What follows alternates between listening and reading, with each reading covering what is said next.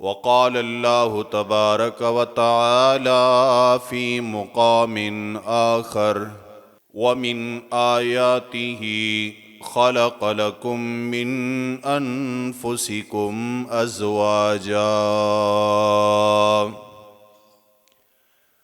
लितस्कुनु इलैहा वजअल बैनकुम मवद्दतन व रहमह इन्न फ़ी ज़ालिक लआयातिल लिक़ौमिन यतफ़क्करून।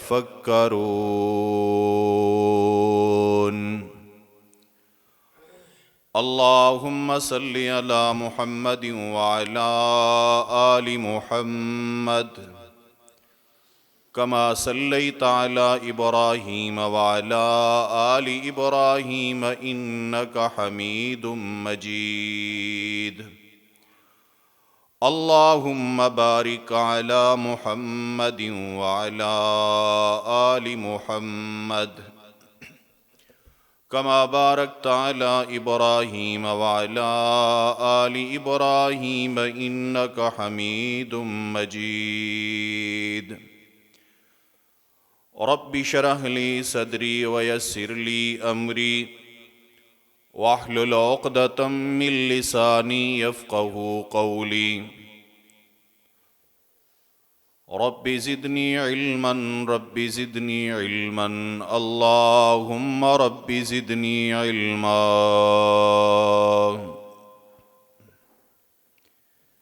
इंतहाई वाजिबुल एहतराम दोस्तों और बुज़ुर्गों,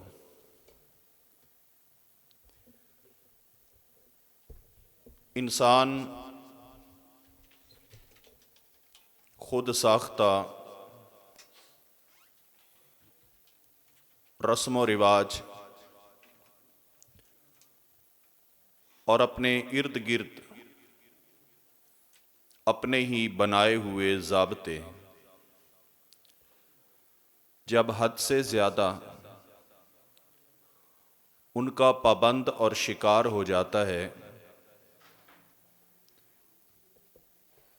तो बित्तदरीज आहिस्ता आहिस्ता यही इंसान फिर रसूलुल्लाह सल्लल्लाहु अलैहि वसल्लम की सुन्नतों से दूर होता जाता है।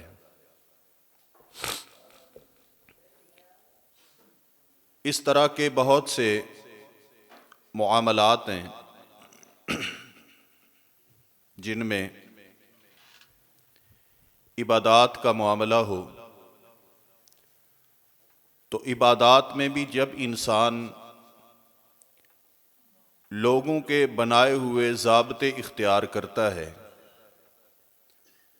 तो रसूलुल्लाह की सुन्नतों से दूर होकर वो बिदआत का शिकार हो जाता है।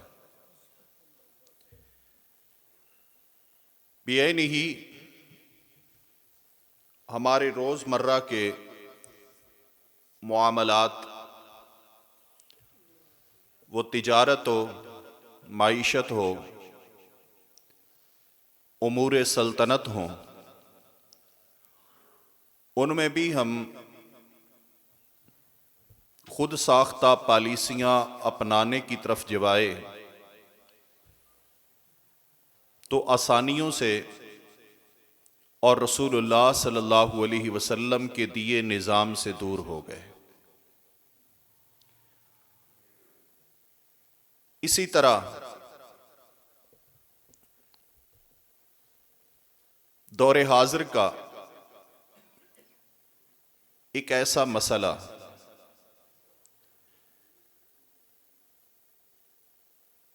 कि बहुत सारे लोग जिसका शिकार हो चुके हैं वो है अपना बेटा और बेटी सुन्नते निकाह में उसे परोने के लिए हमने बहुत सारे ऐसे खुद साख्ता ज़ाब्ते खड़े किए कि जिनके पाबंद होकर हम निकाह को मुश्किल तर करते गए और नतीजतन नौजवान नस्ल बेराह रवी का शिकार होती गई। मेरे मोहतरम साथियों, ये बात इंसान को तस्लीम करनी पड़ेगी कि जैसे अल्लाह ने इंसानी जिस्म को बनाया है और खुराक उसकी ज़रूरत है, इसी तरह जिंदगी का एक मरहला इंसान पे ऐसा आता है कि जब इंसान को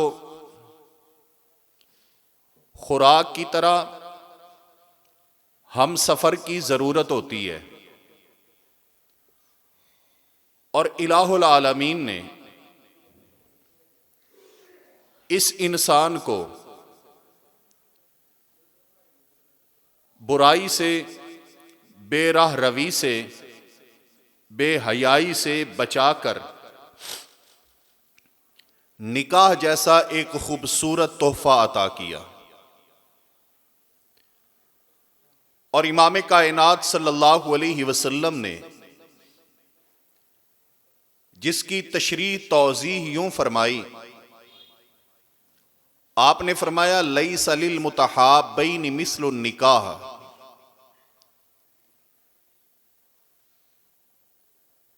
कि ऐसे दो लोग, दो खानदान जो एक दूसरे को चाहते हैं, उनके लिए निकाह से बेहतरीन चीज है ही कोई नहीं। मेरे मोहतरम साथियों, ये निज़ाम कुदरत और निज़ाम फितरत है कि जब अल्लाह ताला ने इंसान को तख्लीक किया तो अकेले सैयदना आदम अलैहिस्सलाम को मेरे रब ने नहीं बनाया, बल्कि अल्लाह खालिक कायनात ने सैयदना आदम अलैहिस्सलाम के साथ साथ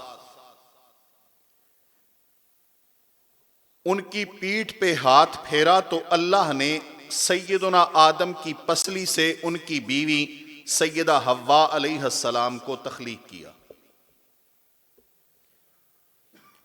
और मेरे रब ने फरमाया कि मैंने आदम के लिए उसकी बीवी को क्यों बनाया, फरमाया लियस्कुना इलैहा,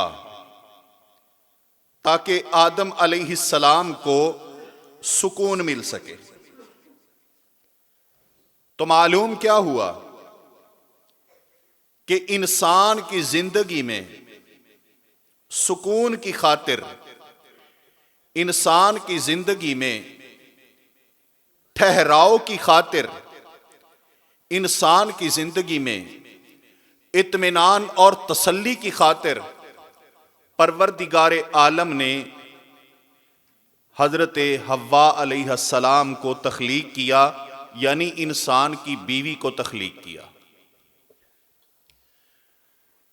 और मेरे रब का ये फरमान यकीनन अल्लाह का फरमान है, तो उसमें कोई शक हो ही नहीं सकता। आपने बड़े बड़े ऐसे लोग देखे होंगे, आप कहते होंगे कि ये घर टिकता नहीं, ये बैठता नहीं, इसकी जिंदगी में सुकून नहीं, लेकिन जब निकाह के अंदर वही बंदा मुंसलिक हुआ फिर कहते हैं ये घर से निकलता नहीं। क्यों? इसलिए कि इत्मीनान आ गया, ठहराव आ गया, सुकून आ गया जिंदगी में, और इंसान को यह समझ आ गया कि मैंने अपनी जिंदगी बामकसद गुजारनी है। ये एक एहसास जिम्मेदारी उसे खालिक के कायनात ने दे दिया। मेरे मोहतरम साथियों, नबी कायनात सल्लल्लाहु अलैहि वसल्लम इस दुनिया में आखिरी पैगंबर और रसूल बन के आए। मेरे महबूब अलैहिस्सलातु वस्सलाम के जिम्मा इंसानियत को तबलीग करना थी, जिसके नतीजा में मेरे महबूब को कभी पत्थर भी पड़ते, इमाम कायनात जख्मी भी होते। मेरे पैगंबर लोगों की बातें सुन सुन के आप अलैहिस्सलातु वस्सलाम शदीद गमगीन और परेशान भी होते, लेकिन इमाम कायनात जब घर आते तो ये एक सालेह और नेक बीवी अल्लाह ताला की नेमत और रहमत है कि जो तसल्ली और इत्मीनान मेरे पैगंबर को देती, कभी सैयदा खदीजा की सूरत में और कभी सैयदा आयशा की सूरत में। लियस्कुना इलैहा, तो अल्लाह तबारक व तआला अपने बंदे पर इस सूरत में सुकून नाजिल फरमा देता है। और अल्लाह तबारक व तआला ने जो बात सैयदुना आदम के लिए बयान फरमाई कि बीवी को बनाया सुकून की खातिर, वही बात मेरे परवरदिगार आलम ने हर इंसान के मुताल्लिक की। फरमाया वमिन आयातिही अन खलक़ लकुम मिन अनफुसिकुम अज़वाजा, अल्लाह की निशानियों में से ये निशानी है कि अल्लाह ने तुम्हारी जान से तुम्हारे लिए बीवी को तख्लीक किया है, बीवियों को पैदा किया। ये इशारा है पहली तख्लीक की तरफ जो अल्लाह तबारक व तआला ने सैयदुना आदम अलैहिस्सलाम के जिस्म से की थी। और फिर अल्लाह ने फरमाया वजअल बैनकुम लितस्कुनु इलैहा, ये बीवियां क्यों बनाई? ताकि तुम इनके पास आकर सुकून हासिल कर सको। वजअल बैनकुम मवद्दतम व रहमा, अब आप शायद इंसान ये भी सोचे कि अल्लाह तो कहता है कि बीवी बनाई है सुकून के लिए, और बाद औकात उलट हो जाता है कि बंदा सुकून में होता है, बीवी के पास आके बेसुकूनी हो जाती है, घर आके ब्लड प्रेशर हाई हो जाता है, या कुछ ऐसी बातें सुन के इंसान इस तरह का शिकार हो जाता है। तो उसकी वजह क्या है? उसकी वजह यह है कि मेरे पैगंबर सल्लल्लाहु अलैहि वसल्लम ने फरमाया था बीवी वो लाओ जो दीनदार हो, यानी ये दीन के इल्म से दूरी, दीन के इल्म से दूरी। जब मियां बीवी दोनों इल्म दीन से दूर होंगे, दीन ने जो बताया है, दीन ने जो तकाजे बतलाए हैं, दीन ने जो रवैया दिया है, जिंदगी गुजारने का जो तरीका और सलीका दीन ने बतलाया है, जब दोनों को इल्म ही नहीं, तो यही वजह है कि बेसुकूनी है, यही वजह है कि बदमज़गी है, और यही वजह है कि रोज रोज की लड़ाइयां हैं। मेरे मोहतरम साथियों, अल्लाह तबारक व तआला ने फरमाया वजअल बैनकुम मवद्दतम व रहमा, फिर मैंने मियां बीवी पैदा करके इनके दरमियान मोहब्बत और एक दूसरे के लिए दर्द वो भी पैदा कर दिया, वो भी इन दोनों में रख दिया। और इस बात में निशानियां हैं। अल्लाह फरमाते हैं निशानियां लिकौमी यतफक्करून, उन लोगों के लिए जो गौर व फिक्र करें। मेरे मोहतरम साथियों, रसूलुल्लाह सल्लल्लाहु अलैहि वसल्लम ने निकाह को सुन्नत कहा है, और जब ये पैगंबर की सुन्नत है तो लाजमी बात है कि फिर इसके फायदे भी होंगे, बेफायदा नहीं बल्कि इसमें फवायद हैं। वो फवायद क्या हैं, उन पे गौर कीजिए। सबसे पहला फायदा ये है कि निकाह से पाक दामनी आती है, निकाह से इंसान की नजरें बंद हो जाती हैं, निकाह से इंसान की आंखों में हया आ जाता है। अल्लाह तबारक व तआला ने इसका हुक्म भी दिया, और परवरदिगार आलम ने क्या फरमाया? फरमाया कुल्लिल मुमिनीन यगुद्दू मिन अबसारिहिम व यहफज़ू फुरूजहुम। ऐ मेरे पैगंबर सल्लल्लाहु अलैहि वसल्लम, अहले ईमान को हुक्म दे दीजिए अपनी नजरों को, निगाहों को नीचा रखें, बंद करके रखें। जिस तरह खातून को पर्दे का हुक्म है, इसी तरह मर्द को भी अपनी आंखों को महफूज करने का, हिफाजत करने का, आंखें बंद रखने का हुक्म दिया गया है। उनमें शर्म व हया पैदा करने का हुक्म दिया है अल्लाह ताला ने। और रसूलुल्लाह सल्लल्लाहु अलैहि वसल्लम की हदीस मुबारका के निकाह से नजरों में हया आता है। मेरे प्यारे पैगंबर सल्लल्लाहु अलैहि वसल्लम ने फरमाया, या माशर शबाब मन इस्तता मिनकुमुल बाअत फल्यतज़व्वज फ़इन्नहु अग़ज़्ज़ु लिलबसरि व अहसनु लिलफ़र्ज। इमाम कायनात सल्लल्लाहु अलैहि वसल्लम फरमाती हैं, ए नौजवानों की जमात, मेरे पैगंबर ने नौजवानों को खिताब किया, नौजवानों को मुतनब्बे किया।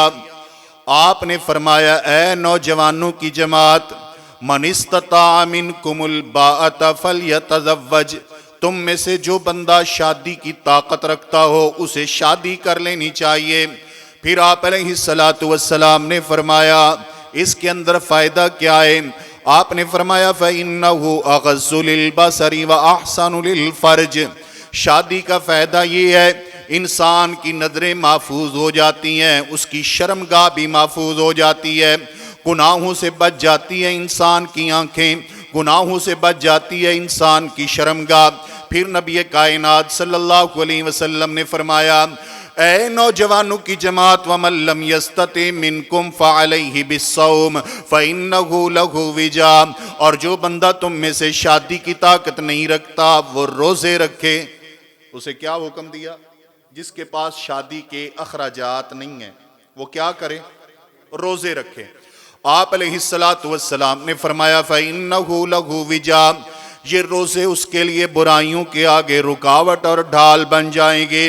हजरात ग्रामी से मालूम हुआ अल्लाह तबारक व तआला ने निकाह बनाया है किस मकसद के लिए बनाया? इंसान की इज्जत की हिफाजत के लिए, नजरों को हया देने के लिए। और मेरे दोस्तों याद रखिए, मेरे प्यारे पैगंबर सल्लल्लाहु अलैहि वसल्लम ने निकाह को ईमान का जुज और हिस्सा बल्कि आधा हिस्सा करार दिया है। निकाह को आप अलैहिस्सलातु वस्सलाम ने फरमाया, इदा तज़व्वज अहदुकुम फ़क़द इस्तकमल निस्फ़ ईमान। जब तुम में से कोई शख्स निकाह कर लेता है ना, तो वो आधा ईमान समझें उसका मुकम्मल हो गया। आधा ईमान, क्योंकि आधा ईमान जिसका ताल्लुक अखलाकियात के साथ है, सीरत के साथ है, किरदार के साथ है, वो मुकम्मल हो गया। और आपने फरमाया, फलयत्तकिल्लाह फिन निस्फिल बाकी, जो बाकी है ना आधा, उसके मुतालिक वो अल्लाह ताला से डरे। क्योंकि आधा यानी जिसका ताल्लुक ख्वाहिश नफ्स और शहवात के साथ है, वो हिस्सा इंसान का कंट्रोल हो जाता है किससे? निकाह के साथ। और निकाह करते वक्त तीसरा फायदा वो है अफजाइश नस्ल। कोई भी कौम हो, कोई भी मिल्लत हो, कोई भी रियासत हो, कोई भी मुल्क हो, उसके लिए जरूरी है अफरादी कुव्वत। और अफरादी कुव्वत बढ़ाने का जरिया क्या है? निकाह। और रसूल कायनात सल्लल्लाहु अलैहि वसल्लम ने इस चीज को सबसे पहले मद्देनजर रखने का हुक्म दिया है। आप अलैहिस्सलातु वस्सलाम के पास एक शख्स आया, आके कहते, अल्लाह के पैगंबर सल्लल्लाहु अलैहि वसल्लम, मुझे एक औरत दस्तयाब है जिससे मैं निकाह कर सकता हूं, एक रिश्ता मिला है मुझे, लेकिन अल्लाह के पैगंबर सल्लल्लाहु अलैहि वसल्लम, उसके अंदर खूबी यह है कि ज़ातु हस्बिन व जमालिन, खानदान भी ऊंचा है, खूबसूरत भी है, लेकिन इमाम कायनात सल्लल्लाहु अलैहि वसल्लम, उसके अंदर एक ऐब है, एक नक़स है, बल्कि एक बीमारी है। क्या बीमारी है? फरमाया, व इन्ना ला तलिद, अल्लाह के पैगंबर वो बच्चा जन्म नहीं दे सकती। ये बीमारी है कि उसे बच्चा पैदा नहीं हो सकता। मुमकिन है कि वो पहले भी शादी उसकी हो चुकी हो, वो मुतल्लका हो, तलाक याफ्ता हो, बेवा हो, कोई इस तरह की खातून थी। तो रसूलुल्लाह सल्लल्लाहु अलैहि वसल्लम की अल्फाज पे गौर करना, नबी पाक सल्लल्लाहु अलैहि वसल्लम से कहने लगे, ऐ अल्लाह के नबी सल्लल्लाहु अलैहि वसल्लम, अफा अतज़व्वजुहा, क्या मैं उससे निकाह कर लूं? मेरे प्यारे पैगंबर सल्लल्लाहु अलैहि वसल्लम ने फरमाया, ला, निकाह ना करो उससे। सुम्मा अताहु सानिया, फिर दूसरी बार मेरे प्यारे पैगंबर के पास आया, कहने लगा, अल्लाह के पैगंबर सल्लल्लाहु अलैहि वसल्लम, मेरा यही सवाल है, ऐ इमाम कायनात सल्लल्लाहु अलैहि वसल्लम, ऊंचे खानदान की खातून है, खूबसूरत भी है, मेरे प्यारे पैगंबर मुझे रिश्ता मिल रहा है, ऐ नबी कायनात सल्लल्लाहु अलैहि वसल्लम, क्या मैं उससे निकाह कर लूं? मेरे प्यारे पैगंबर ने फरमाया, अल्लाह, नई निकाह की इजाजत मेरे पैगंबर ने नहीं दिया। आपने फरमाया निकाह नहीं करना। फिर आपने फरमाया किससे निकाह करना? आपने फरमाया तज़व्वजुल वदूदल वलूद फ़इन्नी मुकासिरुम बिकुमुल उममा, उससे निकाह करो जो खातून बच्चे जन्म देने के काबिल हो। निकाह किससे करना है? जो औरत ज्यादा बच्चे देने के काबिल हो। और ये ज्यादा बच्चे यानी इस हदीस के तहत मुहद्दिसीन कराम ने लिखा कि ये कैसे पता चलेगा, तो ये खानदान से इल्म होगा। बाकी खानदान उससे अंदाजा और उससे इल्म हो जाता है कि ये कैसा खानदान। तो आप अलैहिस्सलातु वस्सलाम ने फरमाया, और दूसरे नंबर पर उस खातून से निकाह करो जो तुमसे मोहब्बत भी करे। मतलब यह है कि जो तुमसे नफरत करे या आपसे निकाह ना करना चाहे उससे ना करो। उससे करोगे तो फिर परेशानियां हैं। आप अलैहिस्सलातु वस्सलाम ने ये दो बातें बताई। अब अगली बात पे गौर करना। आपने फरमाया फ़इन्नी मुकासिरुम बिकुमुल उमम, उससे निकाह करो जिसके अंदर अल्लाह ताला ने बच्चे ज्यादा जन्म देने की सलाहियत रखी हो, क्योंकि मैं क़यामत वाले दिन अपनी उम्मत की कसरत के ऊपर फख्र करूंगा। कसरत पर फख्र है। और वो कैसे है? रसूलुल्लाह सल्लल्लाहु अलैहि वसल्लम ने फरमाया, मेराज की रात है, मैं मुख्तलिफ अंबिया कराम उनसे मुलाकात हुई, उनके पास से गुजरा। सैयदना मूसा अलैहिस्सलाम उनके पास से जब मैं गुजरने लगा, जनाब मूसा अलैहिस्सलाम रोने लग गए, आंखों में आंसू आ गए। सैयदना मूसा अलैहिस्सलातु वस्सलाम से सवाल हुआ, आप क्यों रोते हैं मुहम्मदुर रसूलुल्लाह सल्लल्लाहु अलैहि वसल्लम को देखकर? जनाब मूसा अलैहिस्सलाम फरमाते हैं, मुझे इसलिए रोना आया कि अल्लाह ताला ने इस नौजवान को नबुव्वत तो मेरे बाद अता की, लेकिन उम्मत मुझसे ज्यादा इसकी जन्नत में जाएगी। मेरे पैगंबर की उम्मत तमाम नबियों से ज्यादा होगी क़यामत वाले दिन। बहुत सारी इस बारे में अहादीस आती हैं। रसूलुल्लाह सल्लल्लाहु अलैहि वसल्लम ने फरमाया कि उम्मतें दिखाई गई, किसी पैगंबर के साथ एक आदमी, किसी के साथ दो आदमी, किसी के साथ 1000 आदमी, कोई ऐसे कि जिसके साथ बहुत ज्यादा लश्कर। और एक ऐसी उम्मत भी दिखाई गई, मैंने दाएं देखा इंसान, बाएं देखा इंसान, आगे देखा इंसान, पीछे देखा इंसान, उफुक और किनारे सब के सब इंसान ही इंसान नजर आए। मैंने पूछा ये कौन है? फरमाया ये मुहम्मदुर रसूलुल्लाह की उम्मत है सल्लल्लाहु अलैहि वसल्लम। मेरे मोहतरम साथियों, लेकिन इधर यह हुआ कि हमें यह नारा दिया गया कि छोटा खानदान जिंदगी आसान। सुना ये नारा? ठीक है, ये गलत है? मेरे मोहतरम साथियों, नारा यह दिया गया बच्चे दो ही अच्छे। और यह नारा किसके दौर में दिया गया? ज्यादातर वो मोहतरमा बेनजीर साहिबा, उनके दौर में दिया गया कि बच्चे दो ही अच्छे। हालांकि ना वो खुद दो थे ना उसके दो थे, अपने भी दो से ज्यादा और खुद भी दो से ज्यादा। दर हकीकत बात यह है कि हम इन नारों को समझे नहीं। ये जितने भी नारे हैं ये सारे के सारे गोरों ने मुतारफ करवाए हैं हमारे मुल्क में। हमारे पैगंबर सल्लल्लाहु अलैहि वसल्लम का ये नारा नहीं, ये दस्तूर नहीं। और उसकी वजह यह है कि 1991 में अमरीकी कालम निगार वाइनबर्ग, इसने एक किताब लिखी जिसका नाम था पहली आलमी कौम, यानी उर्दू में जो इसका नाम बनता है। उसमें इसने लिखा कि आने वाले दौर में मुसलमानों के असर व रसूख में इजाफा हो जाएगा। क्यों? इसका सबब क्या है? कहते हैं कि इसका सबब मुसलमानों की शरह आबादी में मुअतद बिह इजाफा है। जो इजाफा हो रहा है ना मुसलमानों की आबादी में, ये इजाफा आने वाले दिनों में सबब क्या होगा? सबब ये होगा कि मुसलमान जो है ना, इनका असर व रसूख बढ़ जाएगा आबादी की कसरत की वजह से। हम कहते हैं कि रोजगार नहीं मिलेगा, इसलिए बच्चे दो ही अच्छे। रोजगार की प्रॉब्लम है, इसलिए छोटा खानदान, जिंदगी आसान।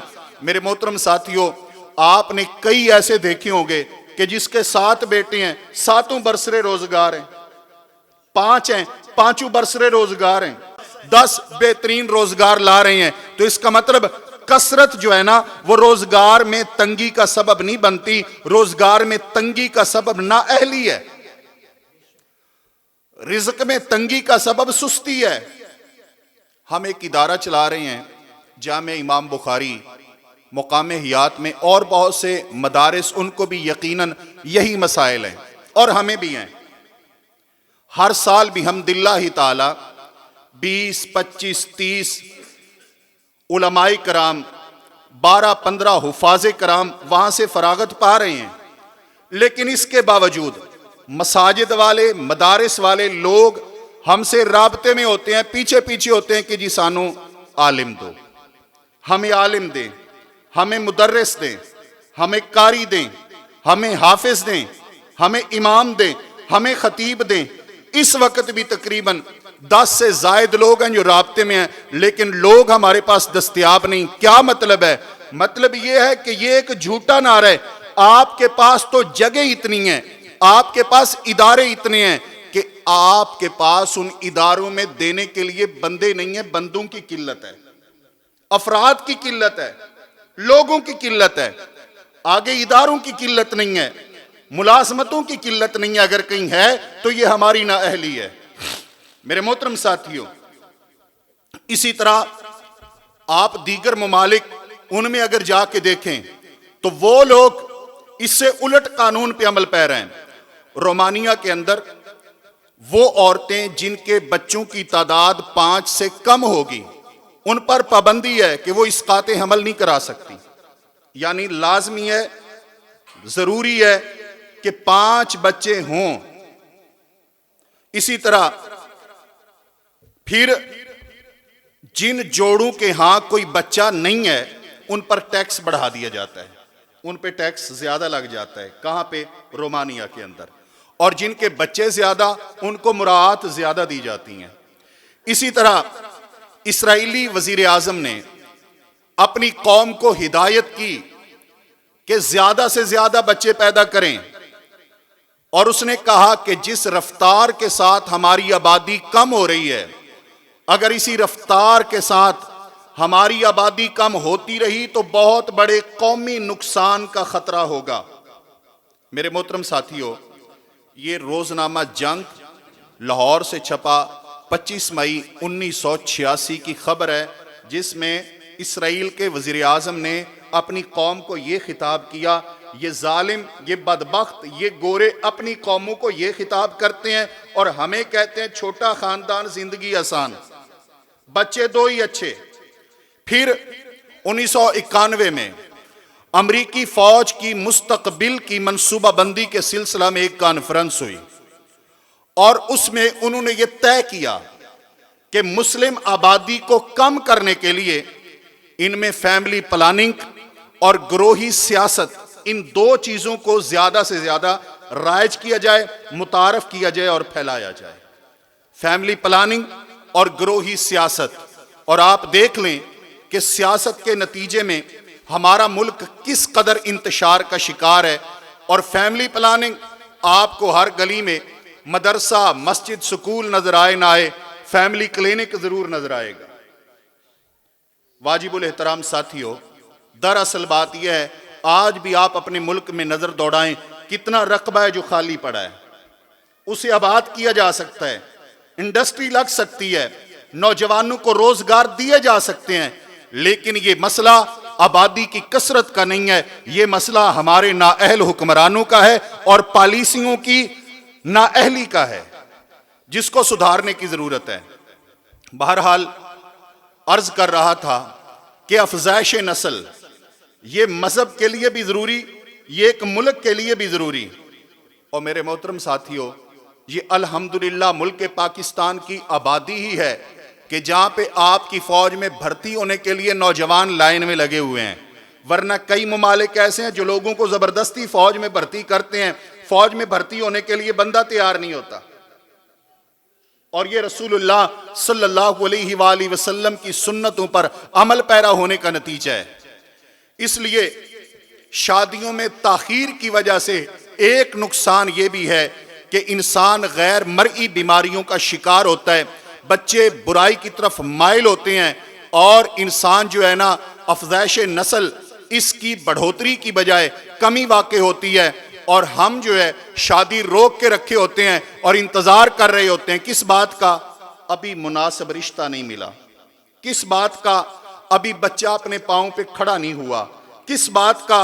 अभी मेरे पास ग्रैंड फुल वलीमा करने के वसाइल नहीं है, किस बात का? अभी जहेज जो है ना वो मैं देने के लायक नहीं हूं। हमें इंतजार होता है इस बात का, और हम इसी वजह से अपने बच्चे और बच्चियां उनकी शादियों में ताखीर करते हैं। आइए जरा रसूल पाक सल्लल्लाहु अलैहि वसल्लम की हदीस मुबारक को और शरीयत को देखिए कि मेरे पैगंबर का क्या हुक्म है और हम क्या कहते हैं। हम कहते हैं मुनासिब रिश्ता, उसमें क्या देखते हैं? स्टेटस देखते हैं, उसमें बरादरी देखते हैं, उसमें माल देखते हैं, उसमें खूबसूरती देखते हैं, उसमें खानदानी बुलंदी देखते हैं। जबकि मेरे पैगंबर ने क्या फरमाया? सैयदुना अबू हुरैरा रज़ियल्लाहु ताला अन्हु बयान फरमाती हैं, नबी कायनात सल्लल्लाहु अलैहि वसल्लम ने फरमाया, तुनकहुल मरअतु लिअरबईन, औरत के साथ 4 वजूहात की वजह से निकाह किया जाते।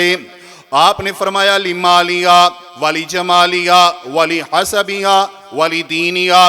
आपने फरमाया किसी खातून के साथ अगर निकाह में दिलचस्पी रखी जाती है तो उसके माल की वजह से, दूसरी वजह उसके रुतबे की वजह से, तीसरी वजह उसकी खूबसूरती की वजह से, और चौथी बात मेरे प्यारे पैगंबर सल्लल्लाहु अलैहि वसल्लम ने फरमाई दीन की वजह से। आप अलैहिस्सलातु वस्सलाम ने फरमाया फज़फर बिज़ाति दीन तरिबत यदाक, तेरा हाथ मट्टी में मिल जाए, दीन वाली के साथ कामयाब हो जा।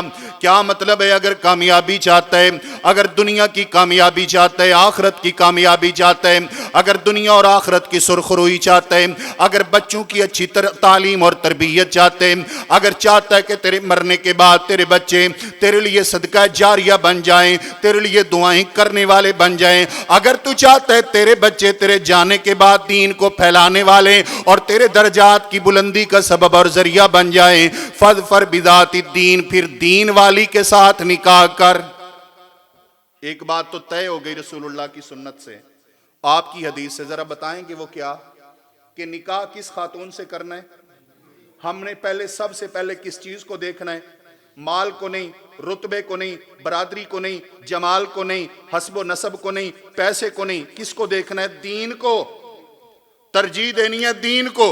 और अगर दीन है, मेरे पैगंबर ने फरमाया फज़फर, वो बंदा कामयाब है जिसके पास दीन है, वो कामयाब है। हजरात गिरामी, नबी पाक सल्लल्लाहु अलैहि वसल्लम की दूसरी हदीस, मेरे प्यारे पैगंबर सल्लल्लाहु अलैहि वसल्लम ने फरमाया, जब तुम्हारे पास किसी ऐसे नौजवान का निकाह का पैगाम आए, मन तरज़ौन दीनहु व खुलुका, जिसके दीन और अखलाक दोनों एतबार से तुम तुझसे राजी हो, वो यानी दीन भी अच्छा, सीरत भी अच्छी। आपने फरमाया फज़व्विजूहु, ऐसे नौजवान को रिश्ता दे दो। अगर ऐसा नहीं करोगे तो दुनिया के अंदर फितना और फसाद बर्पा हो जाएगा। रिश्ता दीन की बुनियाद पे। मेरे प्यारे पैगंबर सल्लल्लाहु अलैहि वसल्लम की फूफी ज़ाद हैं सैयदा ज़ैनब। सैयदा ज़ैनब कुरैश के ख़ानदान की, बनु हाशिम के ख़ानदान की। रसूल कायनात सल्लल्लाहु अलैहि वसल्लम ने उनका निकाह करवाया अपने गुलाम हज़रत ज़ैद बिन हारिसा से। ज़ैनब नहीं चाहती थी, लेकिन पैगंबर सल्लल्लाहु अलैहि वसल्लम ने आर्डर दिया, हुक्म दिया कि ये निकाह करो ताकि क़यामत तक लोगों को पता चल जाए। लोगों, तरजीह बरादरी को नहीं, तरजीह दीन को है। तरजीह माल को नहीं, तरजीह दीन को है। तरजीह स्टेटस को नहीं, तरजीह दीन को है। और रसूलुल्लाह सल्लल्लाहु अलैहि वसल्लम की इस हदीस मुबारका के बाद दूसरी बात वो ये है कि रिश्ता ताखीर का शिकार होता है। जी क्यों? बच्चा बरसरे रोजगार नहीं, और रोजगार यानी अपने पांव पे खड़ा नहीं, उसके लिए भी हमारे जो ज़ाब्ते हैं वो भी खुद साख्त हैं। वो कैसा रोजगार हो, कोई कहता लड़का बाहर सेटल हो, कोई कहता सरकारी मुलाजिम हो, कोई ये शर्त कोई वो शर्त। अब मुझे बताएं कि अगर बिल फर्ज सरकारी मुलाजिम है या बाहर सेटल है तो हालात बदलते कोई देर लगती है?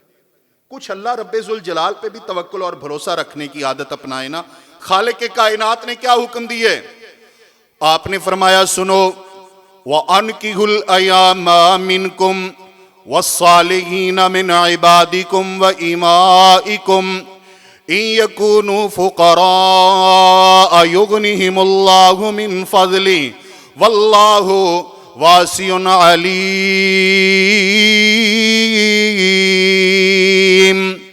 ऐ लोगो, तुम में से जो ऐसे नौजवान हैं, कवारे हैं जिनकी शादी नहीं हुई, ऐसी बच्चियां हैं जो कवारी हैं जिनके निकाह नहीं हुए, नबी पाक सल्लल्लाहु अलैहि वसल्लम ने फरमाया उनके निकाह करो। और आप अलैहिस्सलातु अल्लाह तबारक व तआला का कुरान मेरे पैगंबर पे और मालिक के कायनात ने फरमाया सुनो, वस्सालिहीन मिन इबादिकुम व इमाइकुम, तुम्हारे गुलाम और लौंडियां उनके निकाह करो। खालिक के कायनात ने अगली बात फरमाई, अगर तुम इस बात का खतरा करते हो, डर करते हो कि ये तो बरसरे रोजगार नहीं, मालिक के कायनात ने फरमाया इन यकूनु फुकरा युगनिहिमुल्लाहु मिन फज़ली, अगर ये फकीर होंगे अल्लाह अपने फजल से इन्हें गनी कर देगा। अल्लाह की गारंटी पे यकीन है? अल्लाह की गारंटी है, रब की गारंटी। क्या मतलब है कि रोजगार और मुलाजमत की वजह से निकाह न रोको। अगर कोई ऐसा मसला है, अल्लाह तबारक व तआला अपने फजल से इन्हें गनी कर देगा, मेरा परवरदिगार गनी कर देगा। और फिर अल्लाह ने अगली बात की कि तुम सोचोगे अल्लाह कैसे गनी करेगा? अल्लाह ने फरमाया वल्लाहु वासिउन अलीम, अल्लाह जानने वाला भी है और रब वुसअतों वाला है।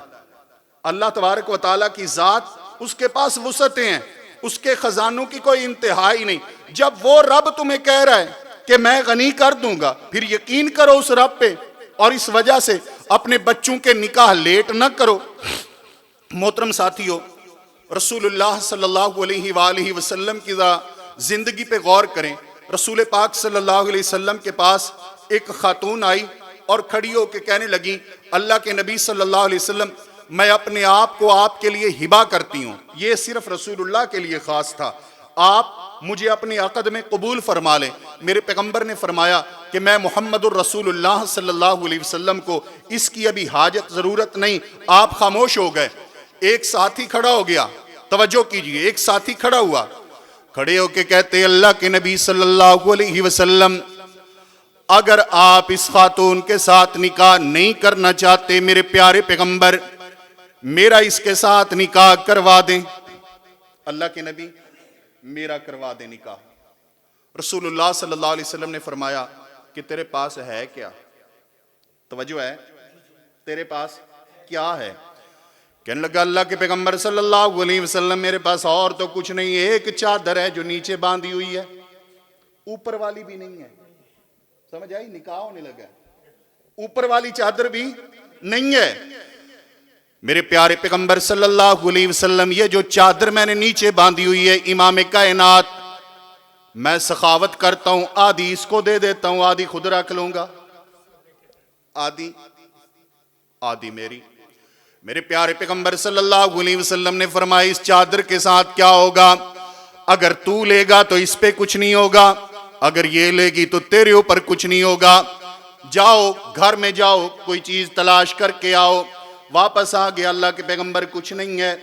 मेरे प्यारे पैगंबर सल्लल्लाहु अलैहि वसल्लम फरमाते हैं जाओ फिर देख के आओ, इल्तमिस, वलौ खातमम मिन हदीदिन, जाओ जाके तलाश करो अगरचे लोहे की एक अंगूठी ही क्यों ना मिल जाए, लोहे की एक अंगूठी ही क्यों ना मिल जाए, वो ले आओ, मैं मोहम्मद तुम्हारा उसी पर निकाह करवा देता हूं सल्लल्लाहु अलैहि वसल्लम।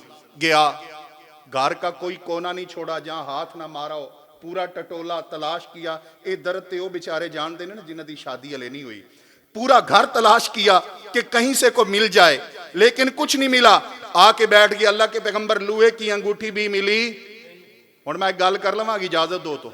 इसका मतलब यह है कि मुहम्मदुर रसूलुल्लाह की शरीयत कहती है, पैगंबर की सुन्नत कहती है कि लोहे की अंगूठी के ऊपर भी निकाह कर सकते हो। अगर बंदा तंगदस्त है लेकिन अखलाक और सीरत के एतबार से तुम उसे पसंद करते हो, ठीक हो, राजी हो, तो लोहे की अंगूठी पर भी निकाह करो। हमारे मुतालबे जिक्र करने का इतने होते हैं, जिक्र करने का टाइम ही नहीं है। जो हमारी डिमांड, हमारे मुतालबे, हमारी पाबंदियां और हमारी लिस्ट होती है, मेरे मोहतरम साथियों, इन्हीं लिस्टों की वजह से तो निकाह नहीं होते। इन्हीं लिस्टों की वजह से हो भी जाए तो कामयाब नहीं होते, हो भी जाए तो टूट जाते हैं। लड़ाई झगड़े इन्हीं लिस्टों की वजह से। नबी कायनात ने फरमाया जाओ लोहे की एक अंगूठी तलाश कर लो। आ गया, बैठ गया, फरमाया नहीं मिली, बैठा रहा। मेरे पैगंबर की मजलिस में बैठा है, कुछ देर गुजरी, उठ के जाने लगा। भी ना मेरे पास कुछ और है, ना लोहे की अंगूठी है, हुण जाना ही बनता है। उठ के जाने लगा। जब जाने लगा, मेरे प्यारे पैगंबर ने जाते हुए को वापस बुला लिया। आपने फरमाया इधर आओ। आ गया।